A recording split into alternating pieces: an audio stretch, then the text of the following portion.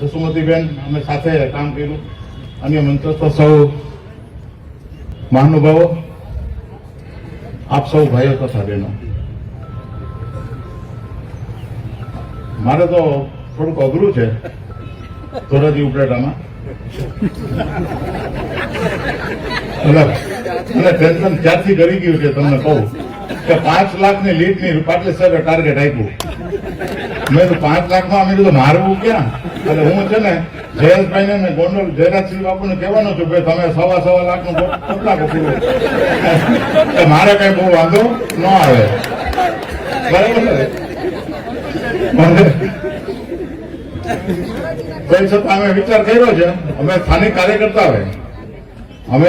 કાર્યકર્તા જે 5 મંડળ છે, 5 મંડળના ટીમમાં અમારા પ્રભારી અહીં બેઠા છે, બધાએ નક્કી કર્યું કે આપણે 3 ગણા કરવા છે. એટલે 5 છત્રીનો વાત હતી તો પછી એમાં રમેશ બાપા કે છત્રી નહીં હાલે, 51,000. એટલે હવે ટેન્શનમાં છું.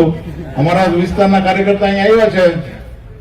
આપણે એક જ કામ કરવું જોઈએ સાહેબ, મારું એવું સૂચન છે નમ્ર, કે આપણે કાંઈ કરવાનું નથી. સાહેબ જે વાતાવરણ આખા સમગ્ર દેશમાં ઉભું કર્યું છે, આપણે બુથની મતદાનની વ્યવસ્થા જ ગોઠવવાની છે. કાંઈ પ્રચાર મોટી સભા કે આપણે યોગીજીને લઈ આવીએ કે અમિતભાઈ શાહ સાહેબને લઈ આવીએ એવી કાંઈ મને આવશ્યકતા લાગતી નથી. આપણું પહેલા દિવસે આપણે ફોર્મ ભરાઈ જાય, ચૂંટણીનું ફોર્મ ભરાઈ જશે એટલે પહેલા દિવસે આપણે છેલ્લા દિવસનું પ્લાનિંગ કરવું જોઈએ એવું મને લાગે છે.